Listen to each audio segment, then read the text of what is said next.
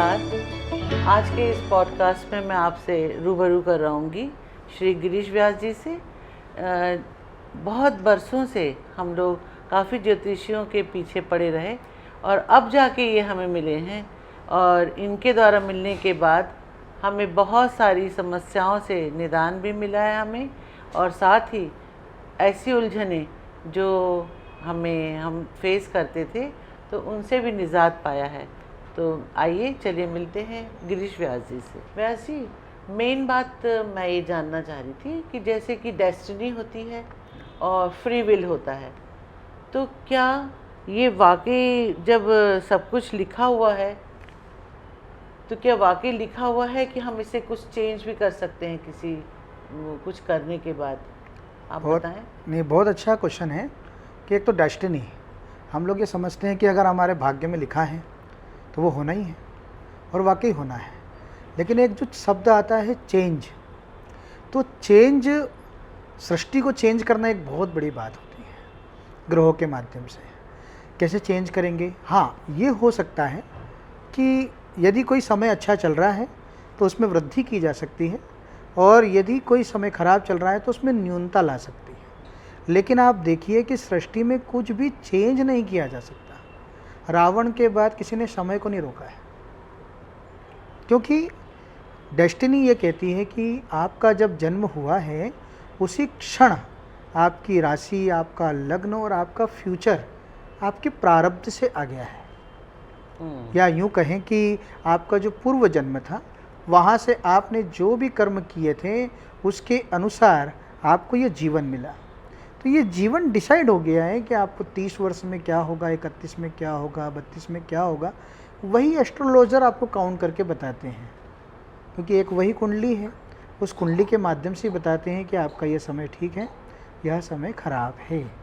तो डेस्टिनी को बदला तो नहीं जा सकता। हाँ, यह है कि उसके साथ चल के हम न्यूनता और वृद्धि तक पहुँच सकते हैं। जी अच्छा, तो इसका मतलब हुआ कि हम जो आपके द्वारा या किसी भी ज्योतिषी के द्वारा ये बताया जाता है कि आप ये विधान कर लीजिए, तो मीन्स वो कम करने के लिए ही होता है, ख़त्म करने के लिए नहीं हो सकता। नहीं, समाप्ति नहीं होती है, केवल शांत करने के लिए कि कोई क्रूर व्यक्ति आ गया हमारे घर तो वो कैसे भी शांत हो जाए। उसकी जो क्रूर दृष्टि है उसके द्वारा हमें जो प्राप्त होने वाले फल हैं वो खराब हमें कम मिले। जैसे मान लीजिए कोई दुर्घटना होने वाली है, शनि के कारण या मंगल के कारण कोई घटना होने वाली है, तो वह पाँव में फ्रैक्चर ना आते हुए हल्की सी खरोच तक पहुंच सकता है, लेकिन घटना घटित होना नियति है। और उसको चेंज करने की बात अगर हम कहें तो जातकों के साथ बड़ी मिथ्या हो जाएगी कि यार ये क्या बात कर रहे हैं, क्योंकि वो होता नहीं है जनरली। इसलिए ज्योतिष आपको धैर्य रखने को कहता है कि आप 2 साल तक रुकिए, 2 साल तक समय खराब है, उसके बाद आपका समय कुछ ठीक होगा। अच्छा, एक चीज़ और जैसे पूछनी थी, तो इसका मतलब ये हुआ कि एक जो मैनिफेस्टेशन और लॉ ऑफ अट्रैक्शन चल रहा है आजकल, तो मैनिफेस्टेशन के लिए कहा जाता है कि आप जो मैनिफेस्ट करेंगे वो आपको मिल जाएगा। तो फिर ये किस तरह से होगा?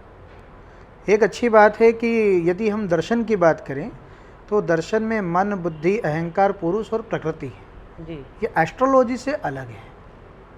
यदि हम मन में यह ठान लेते हैं कि आई कैन डू इट, मैं इसे कर सकता हूँ, तब आपके अनकॉन्शियस माइंड जो विचारधाराओं को बढ़ाते जाता है वही आपके साथ अट्रैक्ट होने लगती है, आपके पास आने लगती है। जैसे एक उदाहरण हम ले लेते हैं कि यदि कोई दुष्ट व्यक्ति है तो उसके दोस्त भी दुष्ट ही होते हैं। यदि कोई जानकार व्यक्ति है, कोई ज्ञानशील व्यक्ति है, तो उसके दोस्त भी वैसे ही होते हैं। तो उनका जो ऑरा होता है और जो उसका अनकॉन्शियस माइंड होता है वो उन चीज़ों को कैच करता है और वो उसी पॉपुलेशन के बीच में बना रहता है और उसका अंत हो जाता है। इसका मतलब है कि बाई चांस जैसे कुछ गलत हमारे उसमें लिखा भी है, लेकिन हम मैनिफेस्ट करें अच्छे से, उस चीज़ को पॉजिटिव करने की कोशिश करें तो चेंज हो सकता है। इसका मतलब तो यही हुआ। हाँ, मतलब उसमें यह है कि हम उस मार्ग तक पहुंच सकते हैं जहां हमें जाना है। मान लीजिए यदि कोई हमारी दशा खराब है, और वाकई जब दशा खराब होती है तो हमें कष्ट होता है, हमें परेशानियाँ आती हैं, मानसिक, शारीरिक सब परेशानियाँ आती हैं, लेकिन हम पॉजिटिव हो गए कि हाँ मैं ये कर सकता हूँ, मुझे अच्छे व्यक्तियों से मिलना है, मैं जहाँ पॉजिटिव फील करूँगा उन लोगों का मुझे संग करना है। तो वहाँ पर क्या होगा कि जो समय खराब आया है, इन विचारधारा के साथ आपको उस 2 साल तक ट्रेवल करने की शक्ति प्राप्त हो जाती है। बहुत अच्छा। हाँ, यहाँ हमें वो देखना होता है। एक उदाहरण हम देख लें कि मन और बुद्धि, अहंकार की हम बात कर रहे हैं, तो अहंकार से ही बुद्धि का जन्म हो गया है। तो जो हम विचार लेकर आते हैं जी, वही हमारे साथ घटनाएं घटित होती हैं। बस ये है कि अच्छी भी आएंगी, बुरी भी आएंगी, लेकिन उठाना किसे है? वो हमें ही उठाना है। जिस प्रकार थाली हमारे सामने आई है, तो हमें पहले गुलाब जामुन खाना है या रोटी खानी है ना? तो हमें चरखा खाना है या मीठा खाना है, वो हम पर डिसाइड करेगा, क्योंकि हमें कर्म तो करना पड़ेगा। ऐसा कहा जाता है गीता में भी, कर्मण्येवाधिकारस्ते मा फलेषु कदाचन की बात होती है। तो कर्म हमें जरूर करना है, लेकिन हमारा अनकॉन्शियस माइंड अर्थात हमारा मन जो है, मन किसको अडॉप्ट कर रहा है।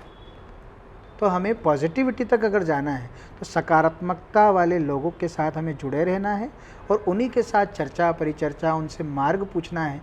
तो वाकई मानिए 2 साल के भीतर भी आप अच्छी ग्रोथ करते हैं। अरे ये तो बहुत ही अच्छी बात है। मतलब चलिए, एक चीज़ और थी, जैसे प्रश्न कि जैसे 29 मार्च से शनि आ रहे हैं, क्या जो इसमें मीन में आएंगे, मीन एक साथ आ रहे हैं जी जी, तो उनका क्या असर होगा, अच्छा बुरा, किस तरीके से आप बताएंगे इनको?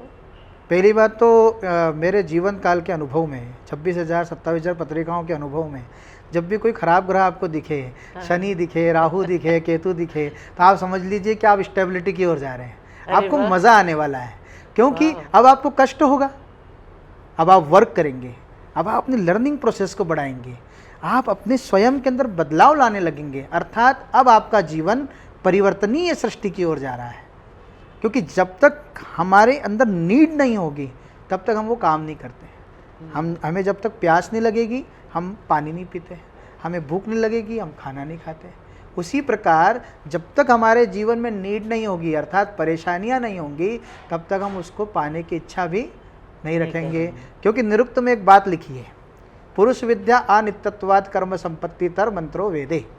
अर्थात पुरुष की विद्या तो अनित्य है, वो तो चाहता ही नहीं है कि वो कोई काम हो, वो चाहता है मैं बैठे रहूं, आनंद चित्त रहूं।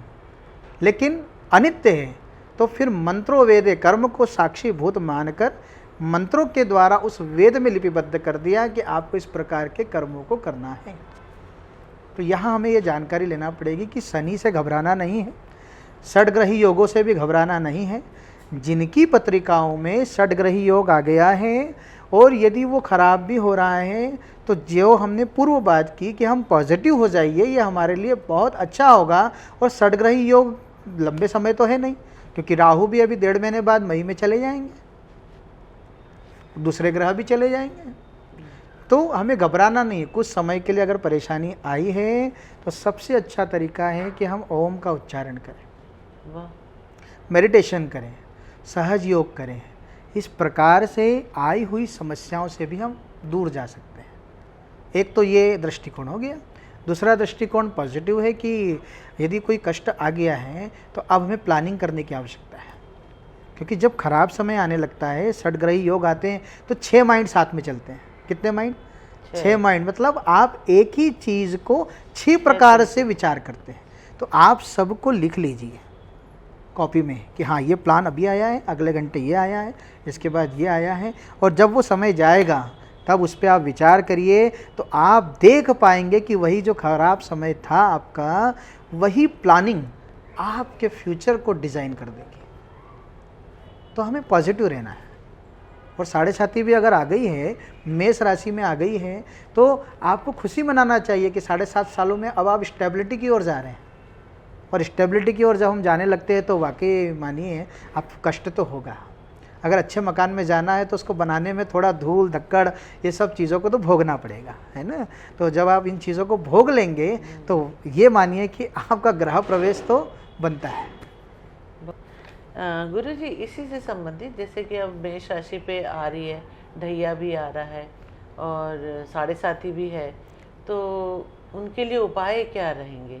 आप कुछ उपाय सुझाएं। सबसे अच्छी बात है कि 7.5 से तो पहले घबराना नहीं है। वो हमारी लर्निंग प्रोसेस को बढ़ाएगा। हमारा जो अनकॉन्शियस माइंड है वो वहाँ तक पहुँचेगा जो हम भोग कर आए हैं। मतलब आप ये समझिए कि शनि न्याय का देवता है, तो हमने बचपन से लेकर अभी तक जो अनुभव किया है, एट द टाइम जो जो वस्तुएं, जो जो चीज़ें, जो जो विचार वहाँ पर आएंगे वो उसको रिकॉल करने लगता है, बार बार रिकॉल करने लगता है। तो व्यक्ति को परेशानी कब आती है?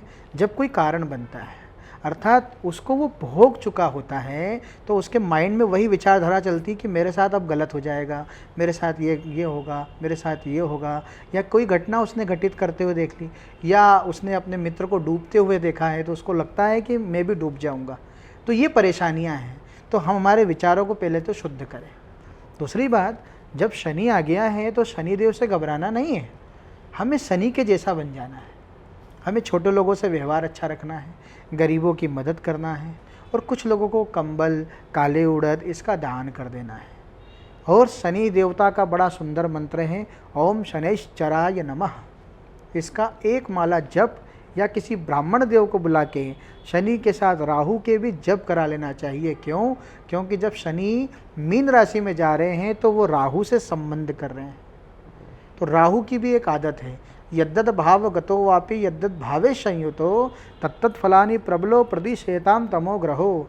अर्थात राहु जिसके साथ मिलते हैं उसके गुणों को बढ़ा देते हैं। तो जब शनि मीन में आएगा और राहु के संपर्क करेगा, वैसे उस शनि के गुण एकदम बढ़ जाएंगे। तो जिन्हें हानि होना होगी उसको ज़्यादा हानि होगी, जिसको लाभ होना होगा उसको बहुत लाभ होगा। तो क्या राहु लाभ भी पहुंचाता है? जैसे कैसे? राहु तो कुछ पहुंचाता नहीं, एक बात तो ये समझिए, क्योंकि छाया ग्रह है। तो राहु तो जिसके साथ मिलते हैं उनके गुणों को बढ़ाते हैं। अगर शुभ ग्रहों के साथ, शुभ लग्न के साथ, शुभ राशि के साथ अगर मिल गए तो आप ये समझिए कि उनके गुणों को बढ़ाएगा, अर्थात आपके साथ और अच्छा होगा। और बुरे ग्रहों यानी जिन्हें 7.5 लग रही है और शनि के द्वारा आपको जो खराब फल मिलने वाले हैं वो बढ़ेंगे। तो शनि और राहु की शांति करा लें, पहली बात। दूसरी बात यह है कि आप किसी को भी दूध देना चालू करें। क्या देना है? दूध देना है। और शनि को तेल चढ़ाएंगे तो और बढ़ेगा, ये भी आप समझिए, वो पावर में आएगा। तो आप शंकर जी के ऊपर दूध चढ़ा सकते हैं, किसी गरीब को दुग्ध पिला सकते हैं, या खिरान्न खिला सकते हैं, कोई भोजन करा सकते हैं, या वृद्धाश्रम में जाकर कोई भोजन करा सकते हैं, या उन्हें कोई वस्त्र दे सकते हैं। इस प्रकार से शनिदेव बहुत शांत हो जाते हैं और आपके मार्ग को प्रशस्त करते हैं। दूसरी बात, जब शनि आता है तो शनि शाही का कारक है, पेन में जो शाही होती है ना उसका कारक है। तो आप जब शाम के समय 1 पेज, आधा पेज, 3 लाइन कुछ लिखना भी चालू करते हैं तो वह स्याही से भी शनि समाप्त होता है, क्योंकि वो पेन में से स्याही निकल जाएगी ना तो वो समाप्त होने लगेगी। तो कुछ प्लानिंग, दिन भर की एक्टिविटीज़ ये आप अपने दिनचर्या में जोड़ दीजिए, तो आप सही मानिए कि यही जो 7.5 है वो आपके लिए लाभकारी रहेगी। और एक खास बात, शनि की 7.5 यदि लग गई है तो जाहिर सी बात है नुकसान होगा, आर्थिक नुकसान होगा, शारीरिक नुकसान होगा। तो हमें यह करना चाहिए कि ऐसा इन्वेस्टमेंट कर देना चाहिए, 5-10 लाख भी रखे हों तो एक प्लॉट खरीद देना चाहिए या गोल्ड लेकर पटक देना चाहिए। तो वो जो पैसे हमारे पास पहले बचे हुए हैं उसकी कोई ऐसी वस्तु खरीद लेंगे कि वही 5 वर्षों बाद कई गुना बढ़ जाएगी। तो जो शनि में नुकसान हो रहा है उसकी भरपाई वो कर देगा। मतलब ये हर व्यक्ति कर सकता है? हर व्यक्ति कर सकता है। यह जिसको भी 7.5 लगी, अर्थात मेष राशि वालों को तो खासकर करना ही है, और जिन्हें ढैया लगी उन्हें भी करना है। लेकिन जिनका अच्छा समय चल रहा है वो अपने व्यापार क्षेत्र में चले। जैसे अभी मकर राशि में से 7.5 जा रहे हैं तो उनके लिए बढ़िया योग है। कुंभ राशि वालों के लिए जो दूसरा फेज़ ख़त्म हो गया, अब तीसरा फेज़ आ रहा है, तो उनके लिए भी बड़ा लाभकारी है। तो इन्हें इन्वेस्टमेंट करना चाहिए और इन्वेस्टमेंट करके फिर इन्वेस्टमेंट का इन्वेस्टमेंट करते जाना चाहिए, अर्थात खरीदी बिक्री करना चाहिए, तो उनके लिए लाभकारी होगा। अब मीन में आ गया तो मीन में आया तो 1, 2 और 3 वृषभ में पहुंच गया, वृषभ में दृष्टि पड़ेगी।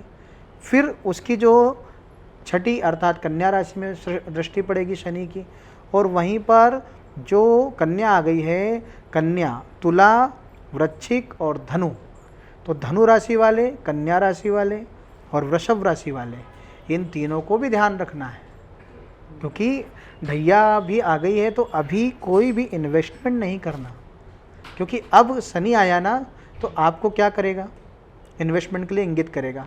नौकरी से बच्चा छोड़ता है, जैसे अभी कुछ दिन पहले, 2-3 दिन पहले एक बच्चा आया, उसको ढैया लगने वाला है। अच्छा। तो नौकरी पे बढ़िया बना हुआ है, इंजीनियर बच्चा है, लेकिन अब वो कहता है गुरुजी मुझे वहाँ मज़ा नहीं आ रहा है, अब तो मुझे एक काम कीजिए कि मैं बिज़नेस कर लूँ। तो हमने उसको रोक दिया कि भैया बिज़नेस मत करो, इसलिए आ रहा है क्योंकि अब ढैया लगने वाला है, तो जो जमा पूंजी वो ख़त्म होगी। अच्छा। तो साल भर कम से कम ढैया वाले को साल भर रुकना है और उसके बाद ही कोई बिज़नेस का प्लान करना है, तो वो ठीक रहेगा। और जैसे कुंडली में जो ये एक और जैसे प्रश्न है कि कुंडली में जो त्रिकोण बनते हैं, जैसे 6, 8 और 12, इन ग्रहों से लोग बाग बहुत डरते हैं। जैसे सपोज किसी का सूर्य बैठा है या फिर क्रूर होगा तो वो तो अच्छा ही है, लेकिन ऐसे कौन से ग्रह हैं जो वहाँ बैठते हैं तो लोगों को ज़्यादा अफेक्ट करते हैं, और उनसे उनका असर कम करने के लिए क्या कर सकते हैं अपन? नहीं, बहुत अच्छा प्रश्न है, क्योंकि वाकई वहाँ कोई ग्रह अगर देखा जाता है तो व्यक्ति घबरा जाता है। हाँ। लेकिन ऐसा नहीं है, हमें उसका पूरा शोधन करना है। सबसे पहले यह है कि उन भावों में हम देखें कि यदि मेष लग्न हो गया या तुला लग्न हो गया, इन 2 लग्नों में अष्टम भाव जो है वो शुभ कारक होता है। अच्छा। उसका भी एक श्लोक है कि भाग्य व्याधि पत्ते न रंध्रेशो न शुभ प्रदा, लेकिन स एव शुभ संधादा लग्नादिशोपि चेत स्वयं। अर्थात यदि उसकी एक राशि लग्न में और अष्टम में पड़ गई तो वो शुभ हो जाता है। तो ऐसी कंडीशन में अष्टम तो खराब हुआ नहीं, वो तो ठीक हो गया। अब इसी के अंदर यदि वहाँ पर कोई उच्च राशि बैठ गई, उच्च राशि में वही ग्रह चला गया, तब भी वह अष्टम, छठा और 12वां भाव उनको नुकसान नहीं देगा। यदि कोई मित्र राशि में बैठ गया तब भी कोई नुकसान नहीं दे रहा है। आप ये देखिए कि मेरे इतने अनुभव में कभी कभी वो जो योग बन रहा है ना खराब, वो उस कुंडली में ही समाप्त हो जाता है, क्योंकि हमें कुंडलियों में भंगाध्याय भी पढ़ना पड़ेगा। ये भंगाध्याय क्या होता है? भंगाध्याय का अर्थ हो गया कि जो योग बने हैं खराब, उनको कोई भंग तो नहीं कर रहा है। कोई राजयोग बना है तो उन्हें कोई भंग तो नहीं कर रहा है, पहले शोधन भी करना पड़ेगा। तो अगर भंग कर रहे हैं तो उस योग का सुख कहाँ? तो पहले हम लेबोरेटरी में जाएं, हम नवांश भी देखें, सप्तमांश भी देखें, द्वादशांश भी देखें, इन सब कुंडलियों में जाकर उस अष्टम का, छठे का, 12वें का यदि शोधन कर लेते हैं, तब जाकर हमें लगता है कि वाकई ये अष्टम खराब कर रहा है। तब हमें रेमेडीज़ लेनी है। रेमेडीज़ एकदम नहीं लेना, रेमेडीज़ अगर ली तो उसके साइड इफ़ेक्ट भी आते हैं। अच्छा गुरुजी, जाते जाते आप क्या मैसेज देना चाहेंगे, ऐसा कुछ कि जो उनके लिए जीवन पर्यंत उनके काम आए, सभी के लिए? सबसे अच्छी बात है कि जीवन में एक चीज़ धारण कर लीजिए कि आपका जो लग्न है उसके जो स्वामी हैं उनकी आराधना हमें करते रहना चाहिए, पहली बात। दूसरी बात, यदि हमने दीक्षा नहीं ली है तो हम दीक्षा लें, और दीक्षा में जो मंत्र हमारे जीवन में आया है उसका नियम पूर्वक पालन करें। ऐसा कहा जाता है कि गुरु के द्वारा दिया हुआ मंत्र सारे ग्रहों को परास्त कर देता है ना। और हमारे त्यौहार, पर्व, कई सारी चीज़ें हैं, लेकिन उसमें भी 4 नवरात्रों में जो 2 प्रत्यक्ष नवरात्रि आती है, एक तो चैत्र की नवरात्रि जो अभी आने वाली है 30 को, और उसके बाद एक शारदीय नवरात्रि जो अक्टूबर में आती है, उसमें नवचंडी का पाठ अवश्य कराएं। और श्रावण में प्रत्येक दिन भगवान शिव का अभिषेक करें या ब्राह्मण के द्वारा करवाइए, तो ये शिव और शक्ति का योग जैसे ही हो जाएगा तो आपके घर में एनर्जी स्वतः जनरेट होते रहेगी, कोई ग्रहों की कुदृष्टि उस पर नहीं पड़ती है। ये बड़ा भला योग है, तो हमें ये ध्यान रखना है। बहुत अच्छा, आप हमारे प्रोग्राम पॉडकास्ट में आए, उसके लिए आपका बहुत धन्यवाद गुरु जी। जी बहुत बहुत धन्यवाद जी।